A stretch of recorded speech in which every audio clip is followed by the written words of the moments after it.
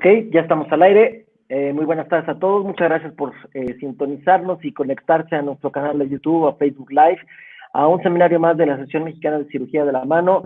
Y como anfitrión estoy un servidor, Juan Ramón Bonfil, y es un gusto presentar hoy dos grandes cirujanos, jóvenes ellos, y una de las cosas que hemos querido hacer es, bueno, no únicamente poner figuras que todo el mundo conoce, hay otros médicos que son muy buenos, pero que no son tan conocidos por su juventud y todo esto más, tantos y tantos cirujanos, entonces bueno, pero este es un foro en el cual hemos querido compartir con todos nuestros amigos, compañeros, y bueno, pues ahorita tenemos gente de aquí de México, de Colombia y de Venezuela por el momento.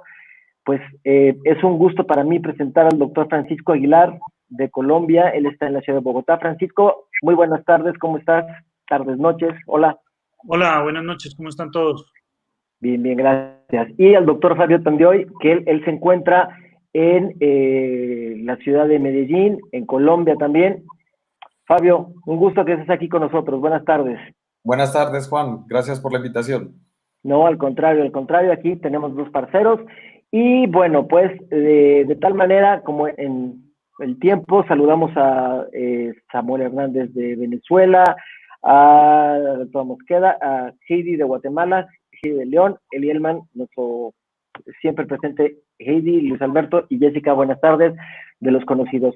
Así pues, sin más, Francisco, iniciamos con tu presentación, en la cual nos habla de la fractura de luxación de Monteji inveterado y el tratamiento que nos vas a presentar. Ya está en pantalla. Tú no te vas a ver ahorita, Francisco, únicamente vamos a ver tu presentación, ¿ok?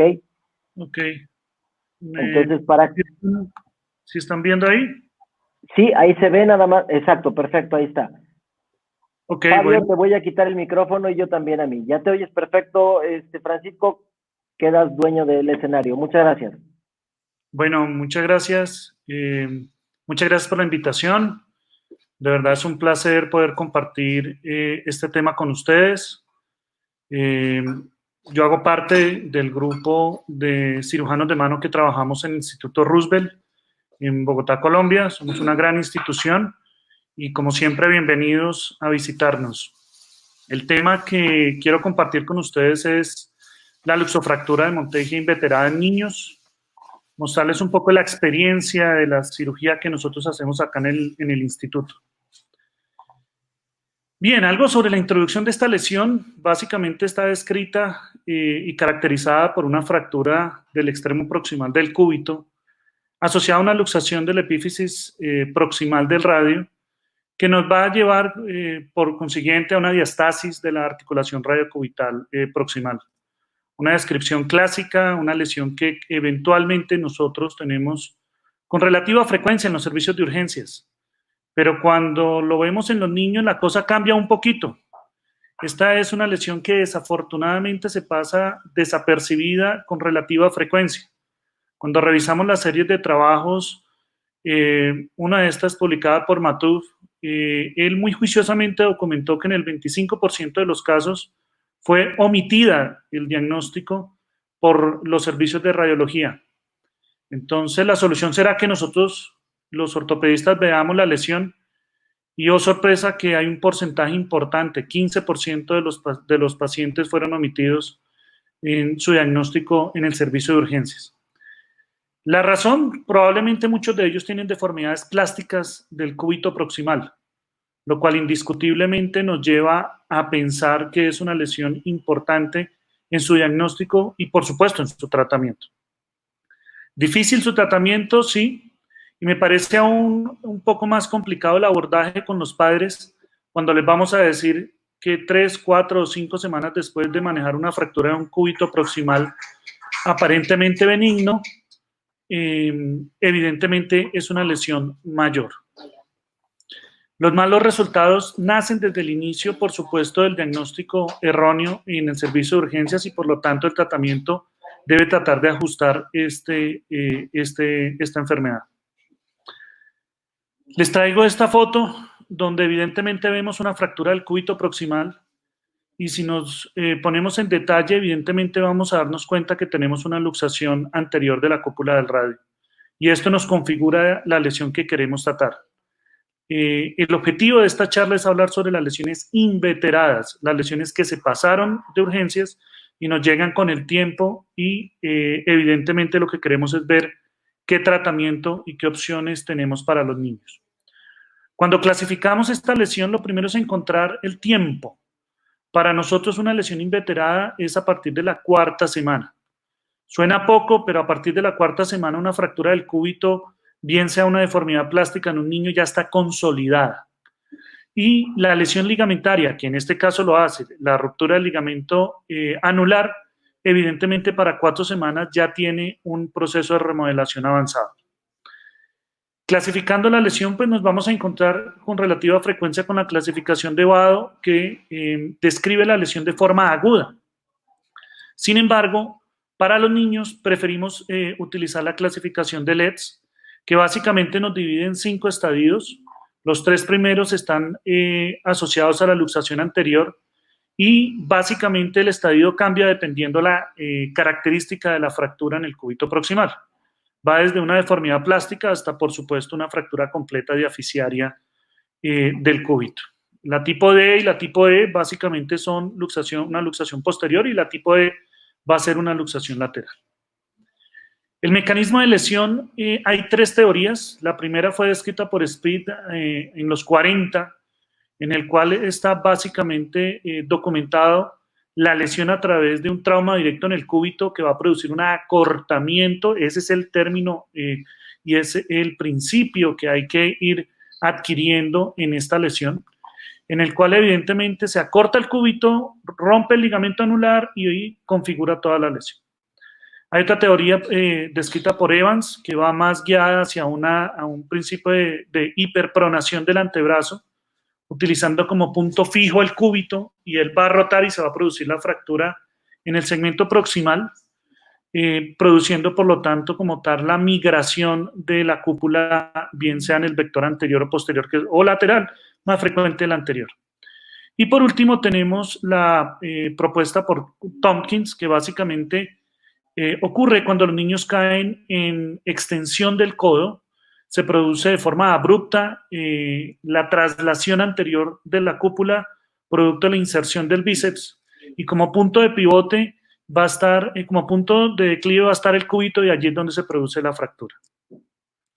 El diagnóstico, quiero hacer énfasis en esta parte porque evidentemente si diagnosticamos la lesión pues nos evitamos este problema. El diagnóstico se basa en el análisis juicioso de las radiografías. Hay que tomarse un par de minutos en el análisis de estas. La línea radiocapitelar de Storen, que es una línea que se traza tangente al cóndilo, debe cortar al igual la cúpula. Si esa línea se pierde, evidentemente hay una pérdida de la relación radiocapitelar. La línea humeral lateral, que es una línea muy sencilla de tratar, básicamente tomamos como referencia el cóndilo lateral en su aspecto más lateral, debe cortar la cortical más lateral de la cúpula del radio. Si evidentemente la cúpula está migrada hacia el aspecto más lateral, evidentemente nos va a mostrar que hay una luxación radiocapitelar y por lo tanto puede configurar una luxofractura de Monteggi. Las lesiones neurológicas en esta enfermedad es frecuente. Hay una lesión del interóseo posterior relacionada con esta luxofractura. Con relativa frecuencia tenemos pacientes que tienen compromiso del nervio mediano, curioso. Y clínicamente los niños se presentan con bloqueo en la flexión y dolor usualmente con la pronación y la supinación. Hablando específicamente del tratamiento, vamos a encontrar 4 principios.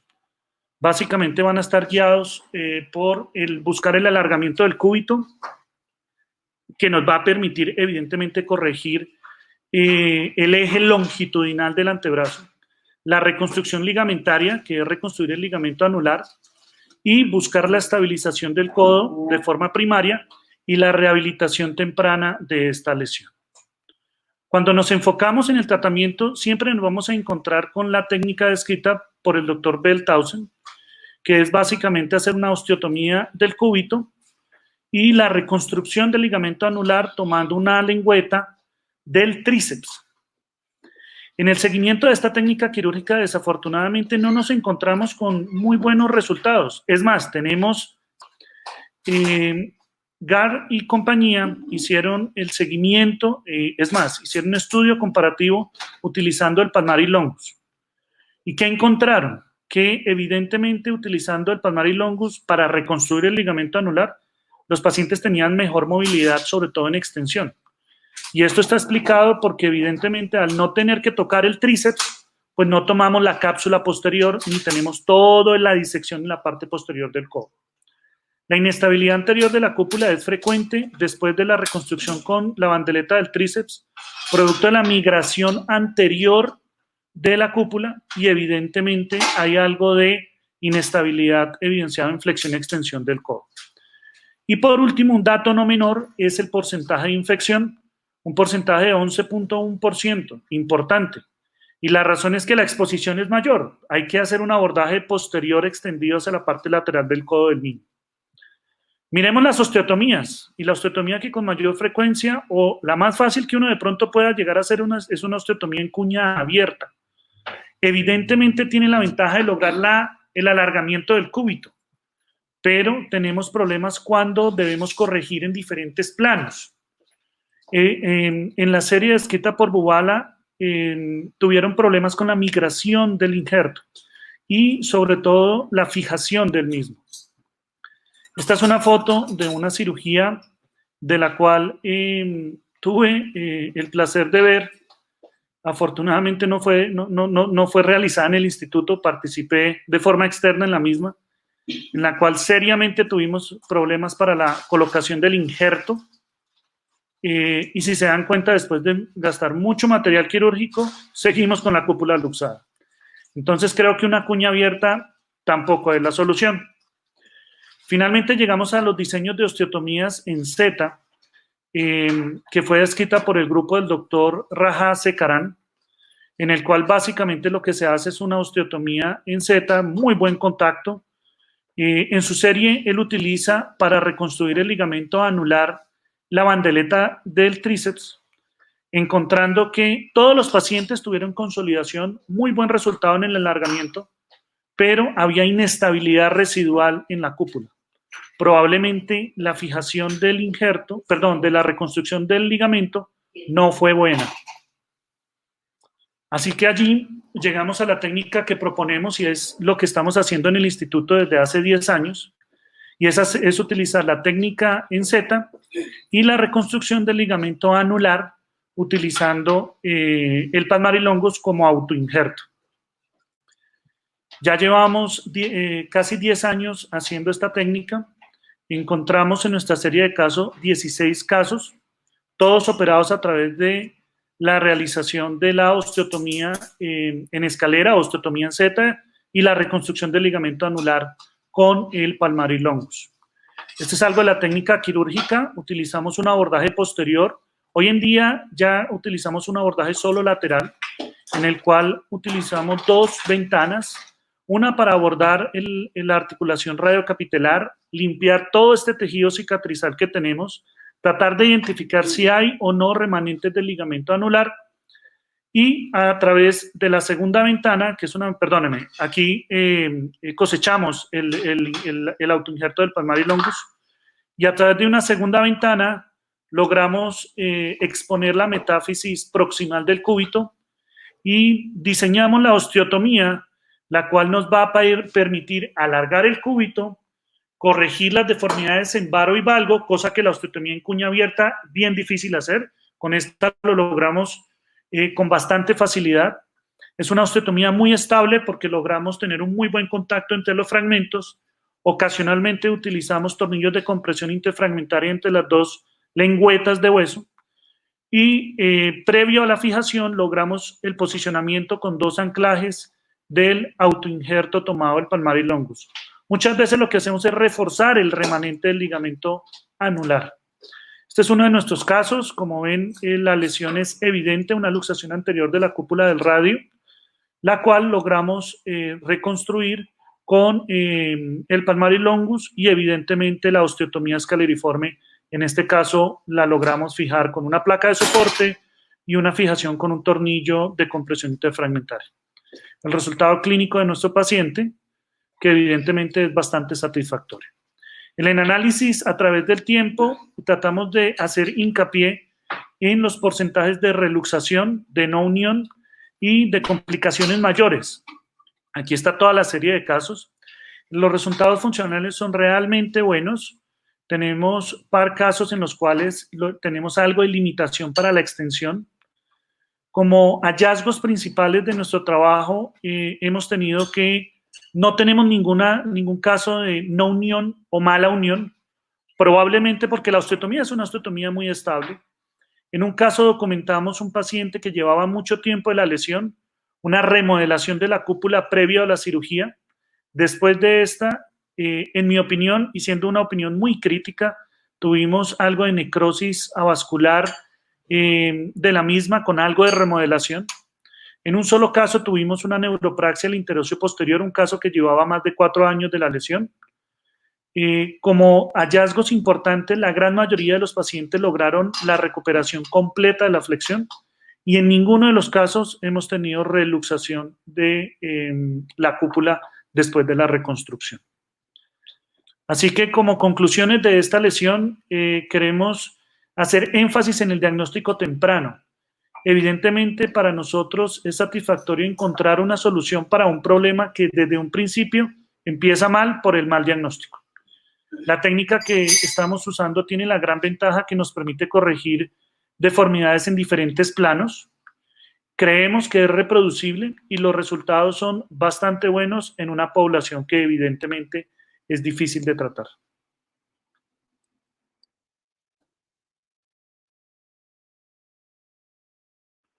Ok, muy bien, muy interesante. Ahorita, bueno, creo que habrá preguntas, ya las hay.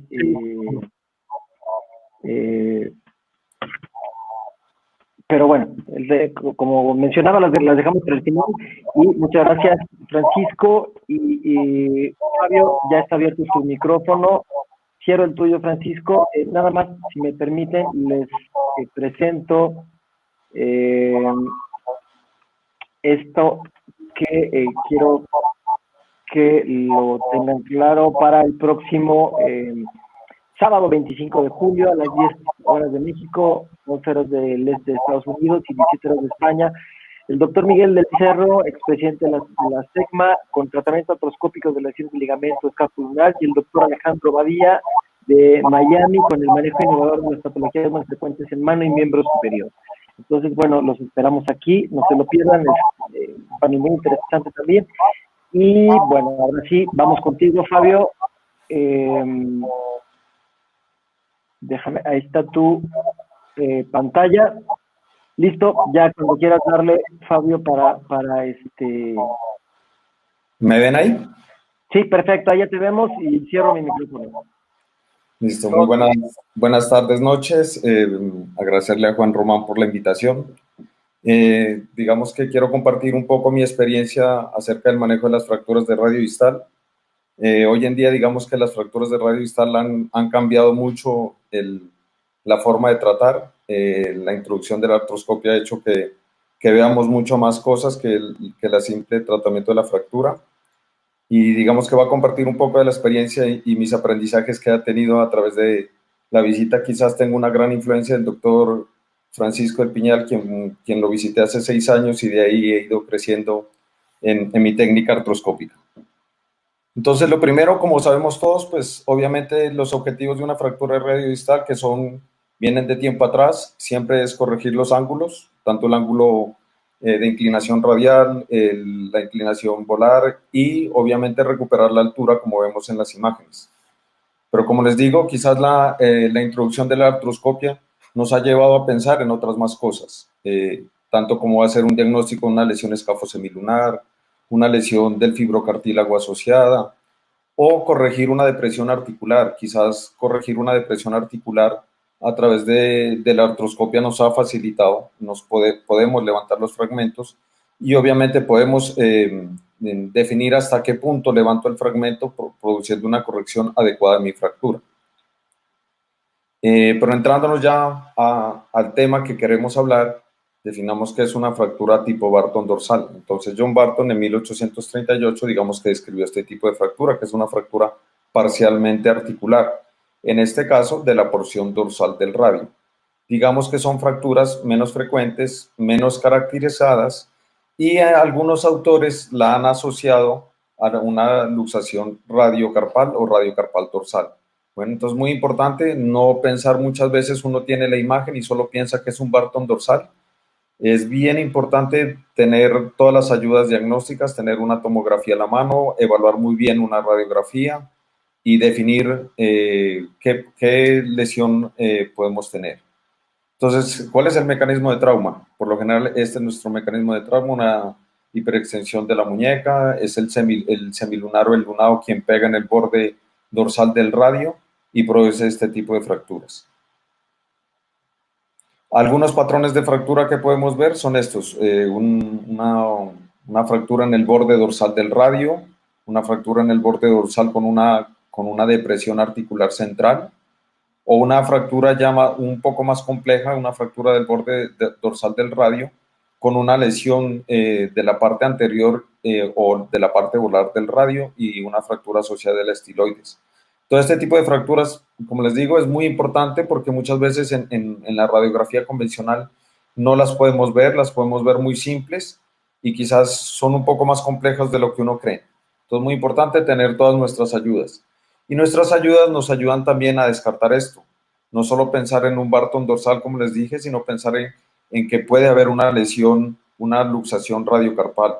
Y cuando vemos estos fragmentos, por ejemplo, en las imágenes que vemos del lado derecho, que son fragmentos avulsivos del borde anterior del radio, debemos pensar que está roto nuestro ligamento radiolunado corto y el cual debemos reparar y no pensar solo que es un Barton dorsal, sino que es algo mucho más complejo y que reparemos nuestra fractura y nuestra parte ligamentaria va a depender nuestro resultado final. Por eso es bien importante, como les digo, sospechar todo este tipo de lesiones asociadas.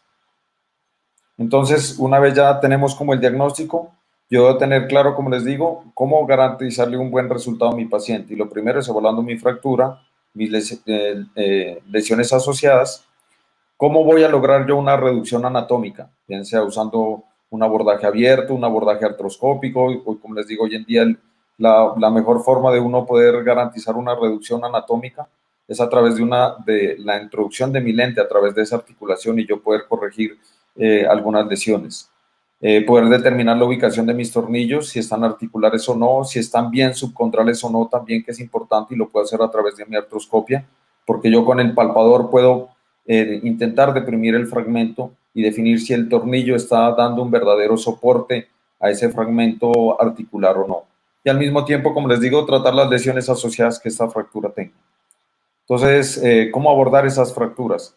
En esta imagen podemos ver una fractura simple, que casi uno diría, tal vez le pongo un yeso, pero si uno es más, se va un poco más a fondo, empieza a ver que la fractura no es tan simple, es un poco más compleja de lo que uno creyera. Y si vamos a otro ejemplo, pues podemos ver imágenes más complejas. Bueno, ahora, ¿cuál es la importancia de estas fracturas Barton dorsales?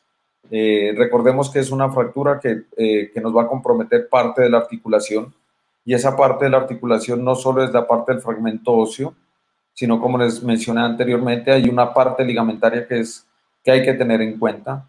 Así que hay unos ligamentos como es el fibrocartílago, el ligamento radio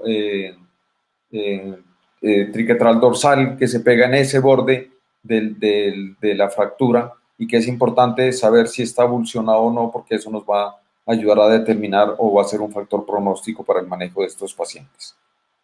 Entonces miremos esta imagen, recordemos la imagen que esta propuso el doctor Gary Brain, en el cual representa una imagen del borde dorsal de mi radio y vemos cómo cuando tengo este tipo de imagen no solo es la fractura, ¿cierto? O sea, si yo dejo de fijar esa fractura puedo estar dejando la parte del fibrocartílago suelto y si esta fractura se me desplaza por una conminución o alguna cosa, podemos estar ante una inestabilidad radiocubital distal y vemos que nuestro ligamento radiocarpal dorsal, pues obviamente también puede estar avulsionado.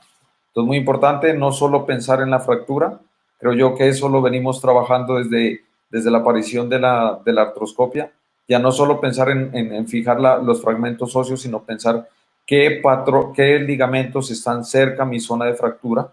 Estos estudios que han presentado últimamente cada vez nos involucran o nos llevan a pensar a hacer una evaluación tridimensional de nuestra fractura y ver en qué zona está avulsionada o qué zona está fracturada para yo tener en mente cuál de todos estos ligamentos que vemos en nuestra imagen pueden estar comprometidos o no.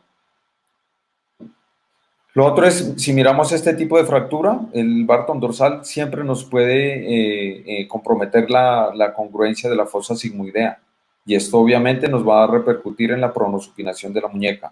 Entonces, muy importante lograr una adecuada reducción de esta fractura, porque esto nos va a llevar no solo, como les dije, a la parte pensando en una lesión ligamentaria, sino a unos arcos de movilidad. Así que es muy importante lograr una reducción de estas fracturas. Ahora, pensando por qué yo me enfatizo más o por qué yo hoy en día uso más el método mínimamente invasivo, que lo van a ver a través de unos tornillos dorsales, y no uso las placas. Recordemos que las placas, a pesar de la innovación, el bajo perfil, las placas de titanio que hoy usamos, hay un reporte que la literatura lo muestra, que está entre un 20 a un 33% de una inflamación, una tendinosis que puede llevar a una ruptura de los mismos, ¿cierto?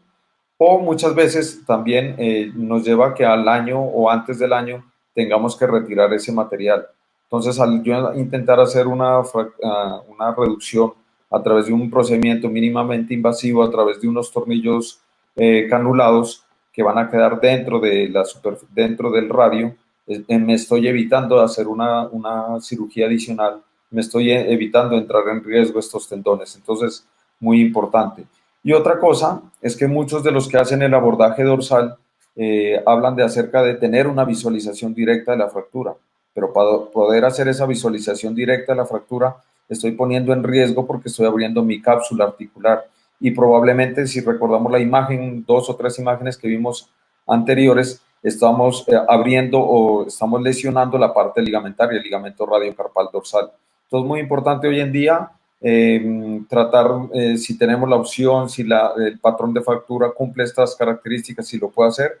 Y obviamente, si tengo las herramientas, tengo a mi disposición un artroscopio de muñeca, tengo mi entrenamiento, poder ofrecerle esta técnica que les quiero mostrar ahora.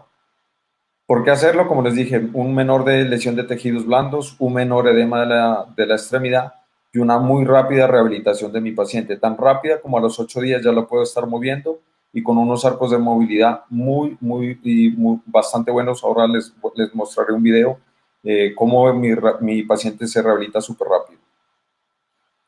Vuelvo y repito, ¿cierto? ¿Cuál es la importancia de las reducciones guiadas por artroscopia? Evaluar las fracturas asociadas, evaluar las lesiones ligamentarias y evaluar una lesión del fibrocartílago. Entonces, digamos, vuelvo y repito, ¿cuál es la importancia de la artroscopia en este tipo de fracturas? A mí no se me olvida mi primera vez ya en el 2014, que yo estuve con el doctor Piñal, y recuerdo cuando hicimos el primer radio que me tocó a mí con él, él me dijo, ¿cómo ves la imagen de la radiografía? Yo, doctor, está perfecta, la reducción se ve muy buena. Me dijo, vamos a hacerle una artroscopia. Inmediatamente entramos en el artroscopio, vimos que la reducción aún no estaba perfecta, que le faltaba. Obviamente podemos evaluar de una forma tridimensional nuestra reducción. Esto nos permite corregir brechas y depresiones articulares. Quizás esto es lo más importante. Yo estoy seguro de mi reducción anatómica, seguro de que no tengo unos tornillos articulares y seguro de que mis tornillos que yo estoy poniendo muy subcondrales están dando un verdadero soporte a esa articulación. Una de las cosas bien importantes, y es este estudio del 2013, que ven cómo a través de un aumento en la concavidad de mi radio, digamos que la concavidad normal de mi radio es de 3.6 milímetros, cómo esta concavidad nos puede, si yo la aumento, digamos que no hago una buena reducción de mi fractura y mis fragmentos quedan un poco en depresión.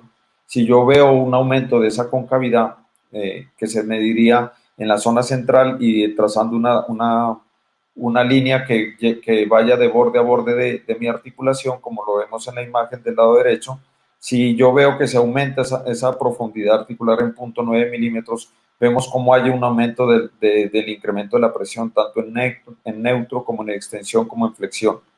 Esto nos va a llevar a una disminución del rango de movilidad y nos va a llevar a una artrosis radiocarpiana. Entonces, muy importante cómo vemos que a medida que nosotros vamos corrigiendo nuestra reducción, volviéndola mucho más perfecta, podemos encontrar un mejor resultado en nuestros pacientes. Ahora, ¿cómo reduzco mi fractura? Pues obviamente los portales clásicos que todos ya conocemos, el 1.2, el 4.5 y el 6R, sin olvidar que hay unas estructuras anatómicas que pueden estar en riesgo y que, como lo decimos siempre, debo tener claro cuál zona voy a entrar y por dónde voy a hacer mis portales para evitar cometer algún daño, ¿cierto? ¿Cómo reducir estas fracturas? Pues muy importante. Sobre todo este tipo Barton dorsal, yo siempre arranco con mi artroscopio, con mi tracción puesta.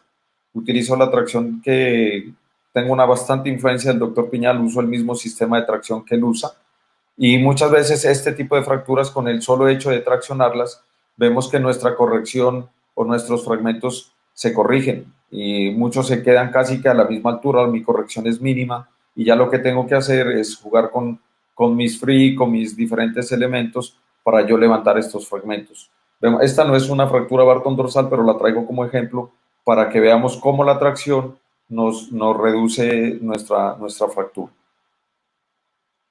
Otro principio básico, recordemos que siempre yo debo usar mi lente, no en el portal 3-4, sino mi lente debe ir alejado de ese portal. Por lo general yo lo uso en el 6R.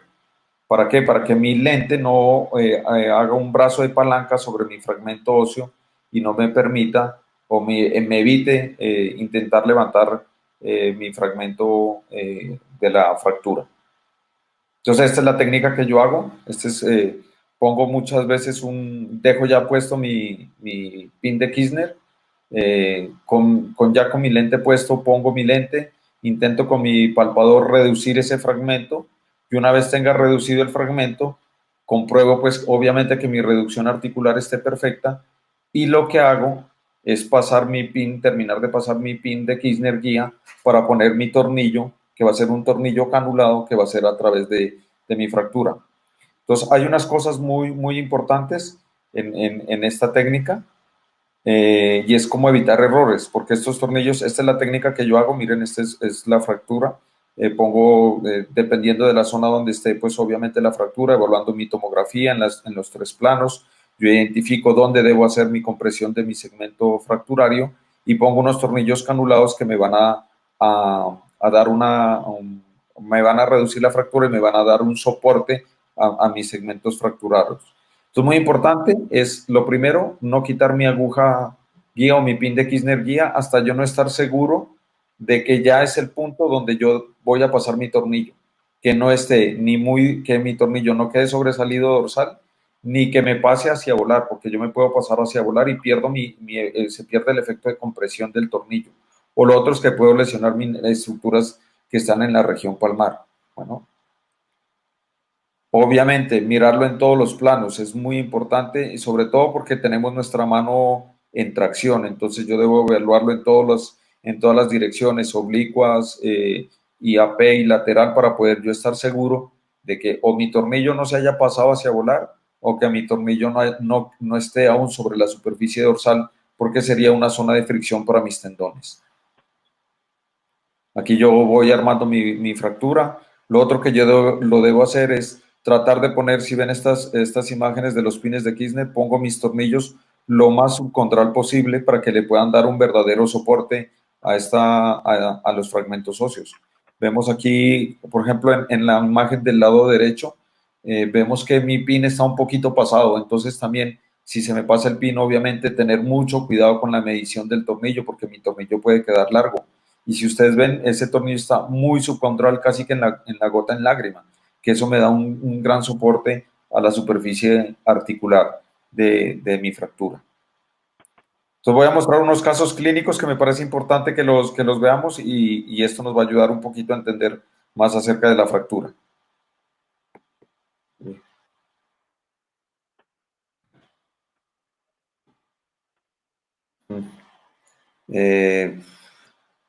Lastimosamente no sé qué pasó con los casos clínicos, los tenía aquí, pero no me corren. Tenía 3 artroscopias para mostrarles. No sé si nos vamos un momentico con las preguntas y Juan Román me permite que yo vuelva y cargue los casos clínicos. Sí, por supuesto, no hay ningún problema, Fabio. Si quieres, mientras arregla eso y vamos a ver si tenemos ahorita preguntas.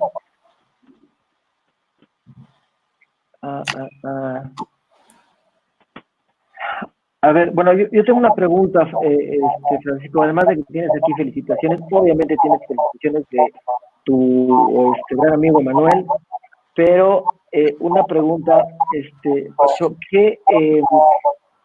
¿cómo obtienes la tensión de tu ligamento o de neoligamento cuando lo colocas? Ok, sí. Gracias por la pregunta. Un saludo de Manuel. Muchas gracias por la invitación, realmente. La tensión realmente se logra después de la fijación del cúbito. Cuando posicionamos nuevamente la cúpula en su sitio, olvidé hacer una aclaración allí. Nosotros utilizamos 2 anclajes.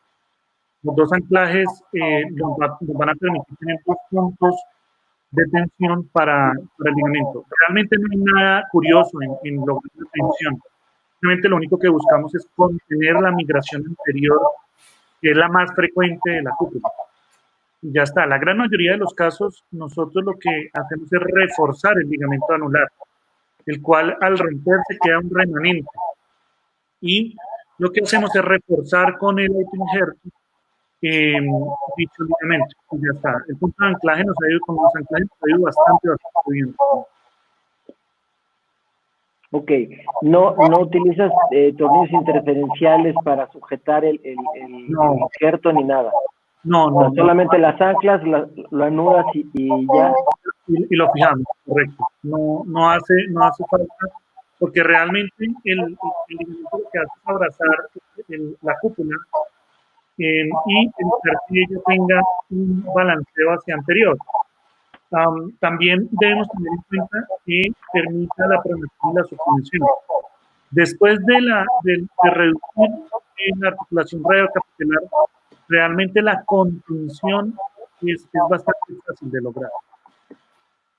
Ok, entonces, pero, o sea, si lo dejas con cierto, porque esa era una duda que tenía, lo dejas con cierto movimiento para que pueda estar pivoteando, por decirlo de alguna manera, ¿no? Siempre hacemos pruebas en extensión, sobre todo en flexión, y que la articulación sea congruente. El problema de la técnica de Krause realmente nosotros lo vemos en dos puntos. Número 1, la disección es amplia y muchas veces la lengüeta que se logra sacar de la fascia del tríceps, en el punto más distal se desgarra, se rompe. Entonces ahí es donde vienen los problemas. Y lo segundo es la longitud. Es bien difícil calcular cuánto realmente necesita uno después de armar todo su constructo. Y con relativa frecuencia, antes lo que hacíamos era que quedábamos muy cortos. Y entonces nos quedaba muy apretada la cúpula o insuficiente la reconstrucción. Y cuando hacíamos flexión, encontrábamos que quedaba muy tenso. Entonces, a partir de los estudios hechos comparando, utilizando el tríceps versus un autoinjerto, pues nos pasamos al autoinjerto, a la gran ventaja de poder jugar con la tensión y evidentemente con esta osteotomía que es muy estable, nos quitamos el problema de todo lo que nos traía la osteotomía en cuña abierta, que era medir el injerto, cuadrar el injerto, la fijación, y sobre todo que no nos permitía corregir deformidades en vara o en valgo. Entonces, pues sí, es una técnica que realmente la recomendamos. Aquí tienes otra pregunta. ¿Cómo decir la distancia de la elongación? De la osteotomía, supongo que debe ser. Sí, supongo que se refiere a eso. Realmente la osteotomía depende, la longitud depende de qué tanto nosotros necesitemos alargar el cúbito. Depende de la deformidad previa que tenga el paciente. Usamos una osteotomía larga y sobre todo depende del tamaño del cúbito y siempre pensamos cuántos tornillos proximales vamos a fijar en el segmento de la metáfisis proximal. Entonces calculamos con nuestra placa, utilizamos placas de 2.0, 2.4, eventualmente placas de 2.7, si es un niño grande, estamos hablando de niño de 10, 12 años, por ejemplo.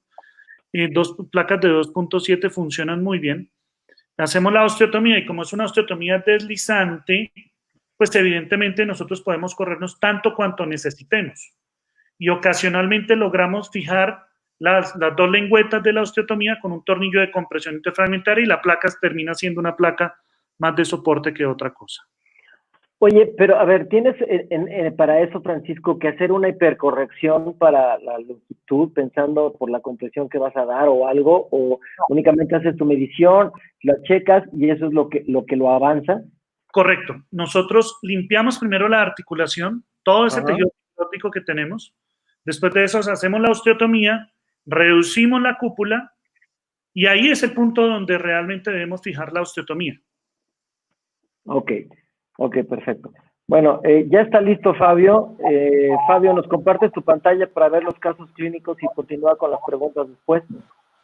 Listo, perfecto. Cuando tú me dices, ¿estamos ya en pantalla? No, la quitaste. Si la puedes compartir otra vez, por favor. Vamos a ver dónde estamos en pantalla, a ver, porque no te encuentro. Nosotros sí te vemos. Y lo que no has dado compartir tu pantalla. Ya vamos a... Ya te busco aquí en...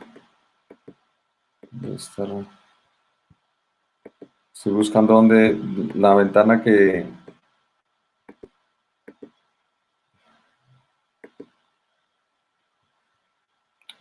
Dame un segundo.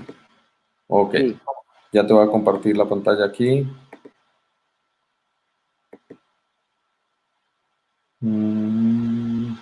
Okay. ¿Ya me ven ahora? Sí, ahí está. Ya está la pantalla. Nada más ahora ponle donde quieres. Ahí está corriendo un video. Listo. Casos clínicos. Listo. ¿Qué pasó aquí? ¿Se perdió la pantalla? Se vio en negro, pero ya se estaba viendo lo de después de casos clínicos, no sé qué habrá pasado. ¿Ahí me ves? No, a ver, voy a sacarte y vuelve a entrar para que podamos ver. Listo, perfecto. Esto.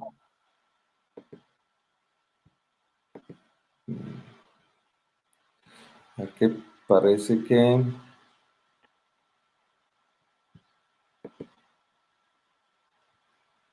Ahí está ya. ¿Ya estamos? Ajá, ahí ya salió, casos clínicos. Listo. Sí. Bueno, ahí va a correr el primer video. Esta es una fractura de Barton dorsal. Uno vería la imagen como algo simple, pero si uno empieza a ver la tomografía, ya no deja de ser tan simple, porque vemos que en su esquina de la parte dorsal tiene un fragmento, que es un fragmento articular, ¿no? Y si vemos nuestro otro trazo, vemos que es un trazo largo, que tiene una conminución dorsal.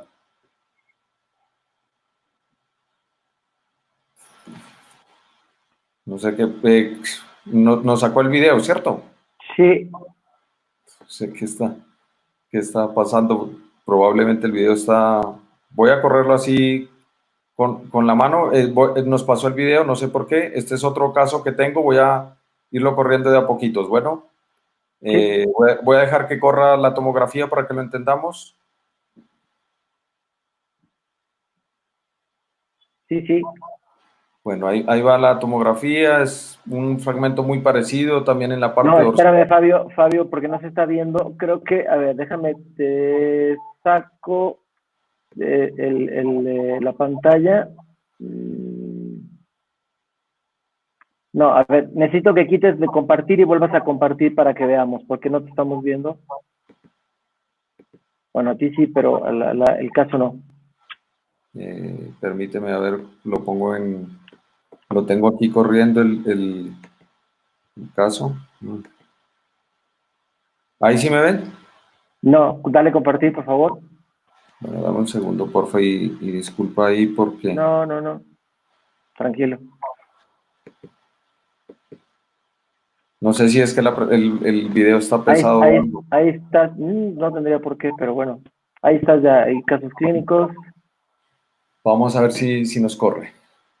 Listo. Voy a correrlo un poquito dependiendo si vemos si es el mismo caso de ahora. Sí, es el mismo. Lo voy a correr un poco, adelantar. Es el mismo caso que estábamos viendo ahora. Miren el fragmento que está en la parte dorsal.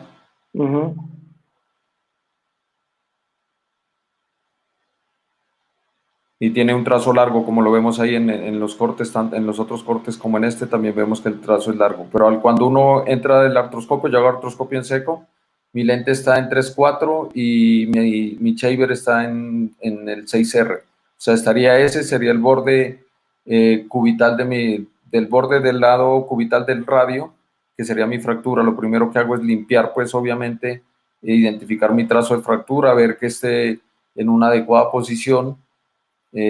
¿Cómo hago yo para saber a qué altura tiro o pongo mi tornillo? Lo que hago es primero paso una aguja y a través de esa aguja paso un pin guía para poner mi tornillo canulado y un poco más proximal de la superficie articular. Hago una pequeña incisión en el dorso y ya lo que estoy haciendo en este momento es pasando mi tornillo y ya empezamos a ver que la fractura se empieza a comprimir. Ahora vamos a ver cómo yo pongo mi palpador para palpar ese fragmento, que mi fragmento sí queda soportado por mis tornillos canulados y que le den un verdadero soporte a esa fractura, que no se me vaya a desplazar. Bueno. Ahí ya vemos que tiene un adecuado soporte y ya. Este es el resultado final de este paciente. Es un caso, digamos que no tan complejo, es un fragmento simple dorsal, pero obviamente, como les digo, debo tener muy claro los fragmentos. Este es ya con el paciente consolidado y mis diferentes arcos. Bueno, voy a pasar a otro caso.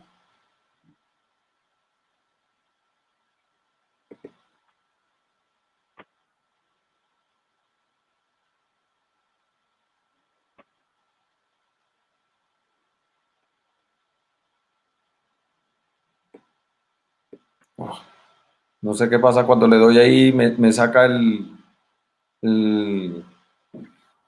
no sé qué pasó, me volvió otra vez a sacar cuando le doy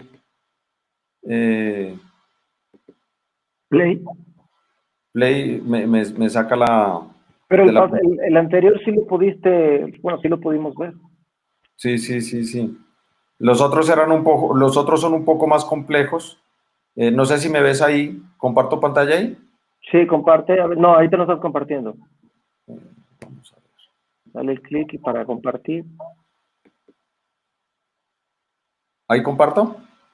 Ahí estás. Bueno, y ahí estamos. Vamos a intentar a ver si nos corre este. Que sería el segundo caso.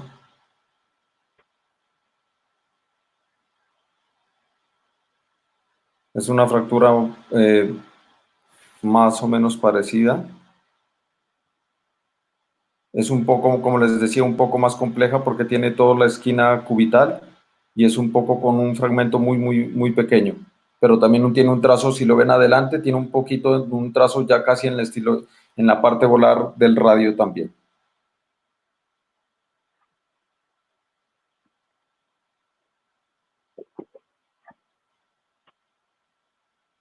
Siempre es muy importante evaluar en los 3 planos. Ojalá uno tener en la mente los 3 planos. Yo lo que hago es imprimo, pongo los 3 planos en pantalla y los imprimo y tengo como una idea más clara por dónde voy a poner mis tornillos.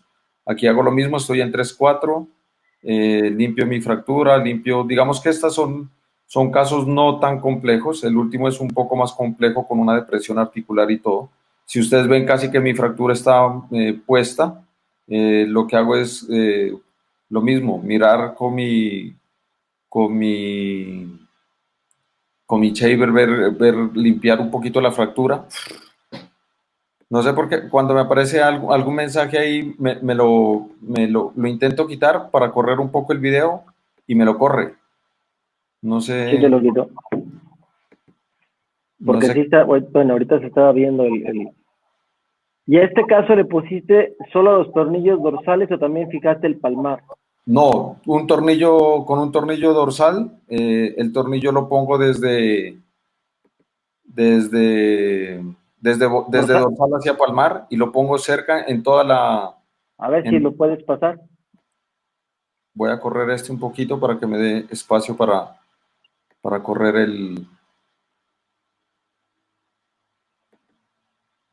Voy a adelantarlo un poco. Lo que hago es limpiar, identificar que no haya nada más adicional a la fractura. Y ya empiezo, obviamente, por ejemplo, aquí estoy revisando si hay alguna lesión asociada y ahí estoy palpando el ligamento escafosemilunar con el palpador. Obviamente, si yo le sospecho, debo entrar por la mediocarpal, porque no solo a través tocando la porción membranosa, pues obviamente es posible detectar esta fractura. Esto es en las imágenes de intensificador de imágenes. Si ven cómo está, ya casi que mi pin está casi que en la gota de lágrima, y lo estoy tirando muy desde la parte dorsal hasta muy a la parte volar. Estoy muy marginal, estoy muy cerquita. Son tornillos que quedan muy tirados, muy cerca. O sea, estos son los que tengo que tener mucho cuidado de no irme a pasar y no perder mi reducción de mis fragmentos. Entonces miren que como fijo mi tornillo con uno que va de proximal a distal y otro que va de distal hacia proximal y otro que va por la estiloides, ¿no? Ahora tengo aquí el video como ella está. Esto es a los 8 días y todavía ahí en el video se ve que todavía tiene sus microporos y como ella empieza a movernos la muñeca 8 días después de haberle hecho el procedimiento. Y esta es la pronosupinación 8 días después. Y ya esto es un mes después de haberla operado ya con un rango completo de movilidad de la fractura. Ok. ¿No? Ahora, este es el resultado final, ya un mes después de la fractura. Y ahora para terminar, tengo un caso un poco más complejo, que ya tiene depresión articular y todo. Ya lo vamos a mostrar acá. Es muy importante, por eso les digo una tomografía, porque inicialmente uno no es capaz de identificar con una sola radiografía cómo manejar este tipo de fracturas. Vemos cómo tiene su depresión articular, que está más central y todo, y más hacia la parte del semilunar. Esta es un poco más compleja, diría yo, esto para poderlo hacer. Ahí se ve muy claramente la depresión, que es una depresión más en la fosa del semilunar. Como siempre, lo más importante, ya que ya hay coágulos, no es tan sencilla como la otra, que uno era capaz de montarla con la tracción y veía el fragmento puesto. Aquí ya hay una depresión central, la cual yo debo intentar reducir. Limpiar muy bien. Aquí el secreto, creo yo, es quitar todos mis coágulos. Yo hago artroscopia en seco. Quitar todos los coágulos para poder identificar mis trazos de fractura, porque obviamente si no quito todos mis coágulos, se me va a dificultar poder ubicar mis fragmentos o ubicar pues adecuadamente, hacer una adecuada reducción de la fractura. Aquí estoy lavando, uno lava y a medida que va lavando ese coágulo se va retirando y va siendo capaz de identificar todos los fragmentos. Una vez ya uno tenga identificados los fragmentos, lo que seguimos es recuperar esa depresión articular. Yo utilizo mucho el palpador o utilizo un free para levantar esos fragmentos. Hay que tener mucho cuidado cuando el fragmento no es grande. Como lo dice el doctor Piñal, ese fragmento se puede romper o lo puedo partir al intentar yo recuperarlo con el free. Vemos que son fragmentos ya un poco más grandes que yo los debo ir ubicando. Y obviamente ahora más tarde, cuando pase mis tornillos, lo que hacen es me producen una compresión de todos estos fragmentos. y obviamente vamos a ver que en este caso ya lo que hago es poner mis tornillos muy subcondrales para que ellos me den un adecuado soporte de esta fractura, porque si no, si no los pongo subcondrales, esos fragmentos se me pueden deprimir. Bueno, ahí estoy intentando con mi palpador todavía ubicar los fragmentos.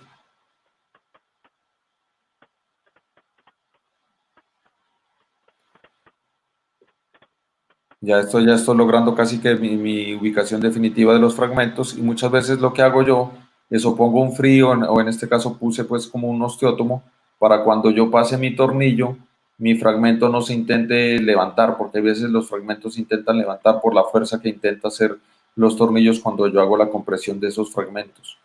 Y como siempre al final van a ver que entro mi palpador, y con mi palpador lo que hago es toco mis fragmentos que sí tengan un adecuado soporte subcondral, lo que me indica que los tornillos están en una adecuada posición. Este es el resultado final. Los tornillos uno creería que están subcondrales, miren, están intraarticulares, pero están muy subcondrales, muy subcondrales.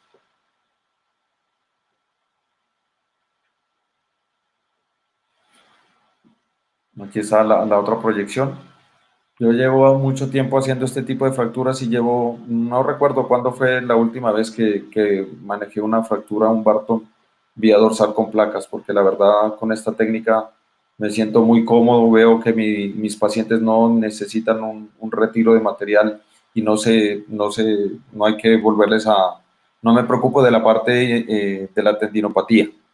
Ese era el caso como tal, es un caso un poco más complejo, como les digo, para poder hacer esto ya hay que tener un poco más de experiencia y obviamente estar muy orientado en todos los planos para no tener o poner mi tornillo de una forma articular. Eso era lo que tenía para hoy. Disculpa pues, Juan, todas las inconvenientes para poder mostrar los videos, pero creo que los videos eran muy ilustrativos. Sí, es muy importante, la verdad es que nos ayuda mucho.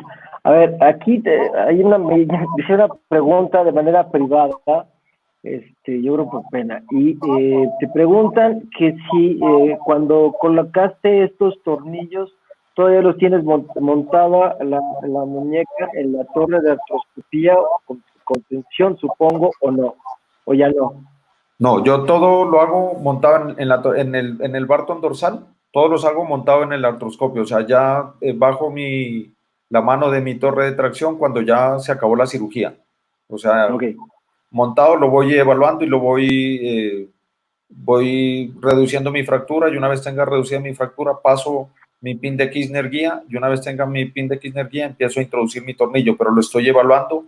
A medida que el tornillo va pasando, lo voy evaluando artroscópicamente. Por eso, si viste en el último caso que era un poco más complejo, puse mi osteótomo para evitar que el fragmento se me levantara. Y en ese momento yo estaba viendo bajo visión artroscópica y pasando mi tornillo.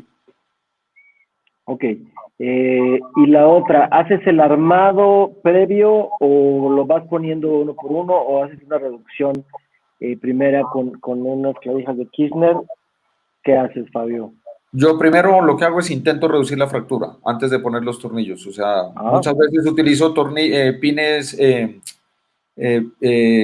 Kirchner como joystick, juego con ellos, reduzco la fractura y una vez esté seguro de mi reducción de fractura, empiezo a poner los tornillos. Hay que tener mucho cuidado porque cuando yo juego con mis pines como joystick, muchas veces se doblan. Entonces uno puede tener problemas al momento de intentar pasar a través de ese joystick un tornillo canulado. Yo no lo hago. Lo que hago es pongo un nuevo pin al lado y a través de ese pin paso mi tornillo, porque se me puede doblar el pin y al intentar pasar el tornillo se me puede quebrar mi pin de Kirchner y quedando adentro el Kirchner sin poderlo retirar. Bueno, una cuestión con eso es que, además decías, por ejemplo, la ventaja con la artroscopía es que estás viendo exactamente dónde lo tienes.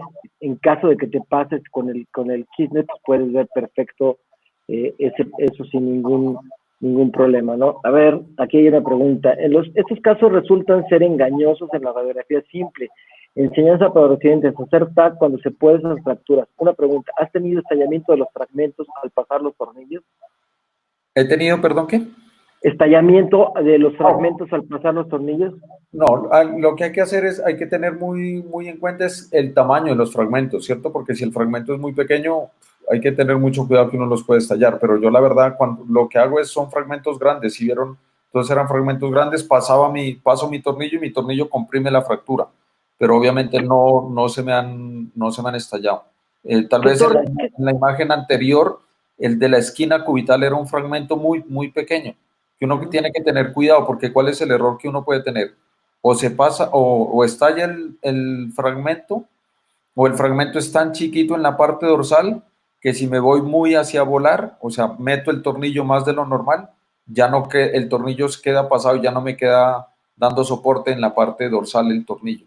Entonces hay que tener mucho cuidado, pero a mí nunca se me han estallado por ahora algún fragmento haciendo esta reducción de fracturas con tornillos canulados. Ya. Sí, porque bueno, además algo que es muy importante, el concepto de las 4 columnas en base a una tomografía que tiene ya 4 años de este estudio de Ricky.